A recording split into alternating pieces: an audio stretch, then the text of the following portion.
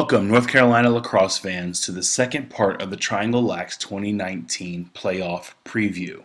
This is Damien Hall with Triangle Lax, and in this video we're going to cover the girls tournament. If you missed our previous installment, the NCHSAA predetermines brackets for each division's championship, pitting one conference against another and filling in the wild cards with the highest placed teams with a consideration for location as well. Let's get started with Conference 1. Hoggard sits in first place, but a rematch with Ashley looms in the final week. They won the first matchup in a double overtime thriller. Ashley is in second, looking to force a coin flip for the number 1 spot. Topsail and Laney are poised for a wild card spot out of Conference 1 as well. Moving on to Conference 2, New Bern is undefeated in conference play and is the clear number 1. Northside Jacksonville and First Flight will battle it out for the second place spot. First Flight probably needs both wins this week to be in. A limited schedule may keep them out as a wild card option. Depends to see on how the NCHSAA decides to deal with that. Conference 3 has East Chapel Hill as the number 1 seed locked up unless a number of games played in conference works against them. They've only played 5 games as opposed to other teams their conference have played more. They rematch with the second place Chapel Hill in the final week. Wakefield and Wake Forest battle twice for a wild card chance. Wake Forest could get one with a split, but Wakefield probably needs both. In Conference 4, 3-time defending state champs Cardinal Gibbons went undefeated in conference play with 1 game to go. Broughton remains number 2 with games against Millbrook and Sanderson to lock it up. Millbrook looks to be in a likely wildcard pick position so long as it wins the games it's supposed to in the final week. Conference 5 is clear-cut as it gets. Middle Creek is an undefeated number 1, Apex is the number 2, and Holly Springs number 3. All 3 of these spots have an automatic spot in the playoffs this year. Friendship and Terry Sanford have resumes that could earn them a wild card spot as well.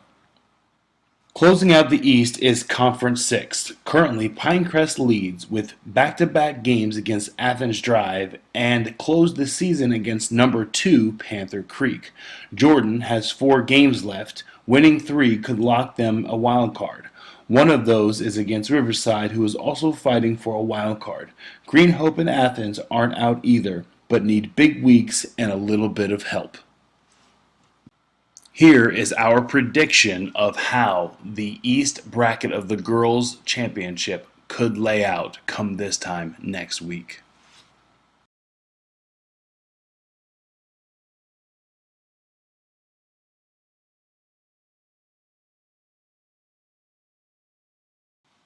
Moving on to the West, we start in Conference 7.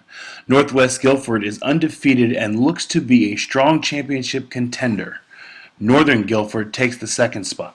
Ragsdale, Page, and Southeast Guilford are all wild card contenders. In Conference 8, R.J. Reynolds swept the conference for the number 1 spot. West Forsyth is the second place. Ronald Reagan and East Forsyth are options for the wild card. Conference 9 was clearly won by Mount Tabor, who swept the conference. North Davidson is the number 2. Southwest Guilford and Atkins are in the running for a wild card.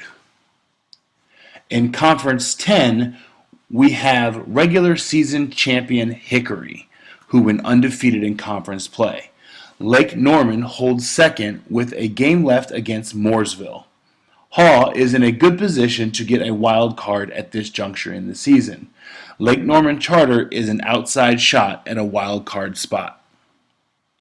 In Conference 11, we have regular season champ Weddington taking the number 1 spot. Charlotte Catholic is in second place and will take that automatic qualifier. Marvin Ridge will very likely get a wild card, and Cuthbertson could be on the bubble and get one as well. Finishing up the West and the entirety of the girls' bracket is Conference 12.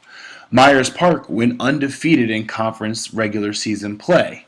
Barring an unlikely upset, they will take the tournament as well and the number one spot that goes with it. Ardrey Kell is the second spot going into the conference tournament. Independence is the number 3 seed from the regular season. They are a bubble wildcard team, but could have a good chance if they get a conference tournament win. That wraps up the Western Conference. Here's a look at how we see the wildcards and the conference positions potentially lining up.